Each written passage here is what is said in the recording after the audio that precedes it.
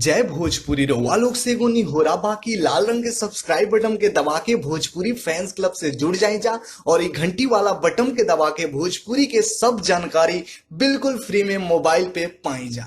परिणाम भोजपुरिया जहान ए रिपोर्ट में रुआ लोग के हम बतावे जा रहल बानी कि बहुत जल्द आप लोग के बीच में पावर स्टार पवन सिंह के बोल बम 2020 के गाना आवे जा रहल बा। जी हाँ भैया, जौन रिपोर्ट आयल बा उस सब हम आप लोग के बता दे रहल बानी।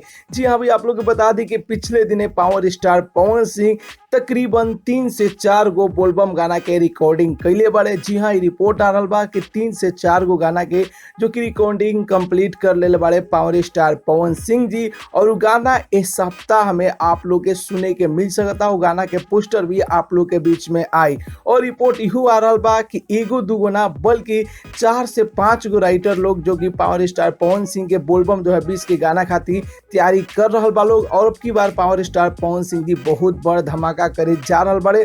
तकरीबन 10 से 15 गाना आप लोग के सुने के मिली बोलबम 2020 में पावर स्टार पवन सिंह के मधुर आवाज में, जोना में से 3 से 4 गो गाना के रिकॉर्डिंग कंप्लीट कर ले बड़े पावर स्टार पवन सिंह जी। और गाना के मिक्सिंग पर काम चल रहा बा।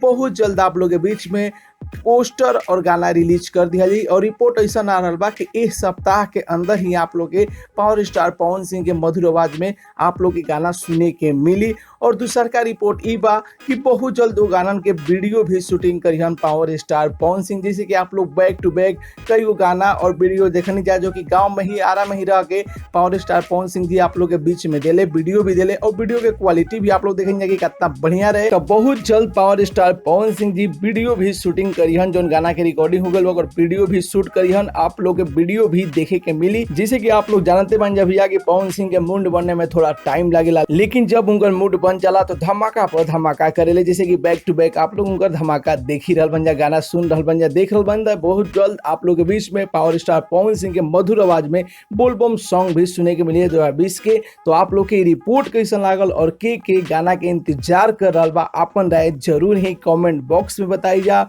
और इस वीडियो के ज्यादा से ज्यादा लाइक करी जा, ज्यादा से ज्यादा शेयर करी जा कि जितना भी पावर स्टार पवन सिंह के फैंस बड़े उन लोग के पास वीडियो पहुंच जाई। और आप लोग भोजपुरी के हर खबर जाने खातिर भोजपुरी फैंस क्लब के जरूर ही सब्सक्राइब कर लीजा और घंटी वाला बटन दबा लीजिए भैया कि कोनो वीडियो डाली आपके पास सबसे पहले पहुंचे। तो मिलता नहीं अगला वीडियो में एगो नया न्यूज के साथ है। तब तक के लिए बाय बाय, टेक केयर, जय भोजपुरी।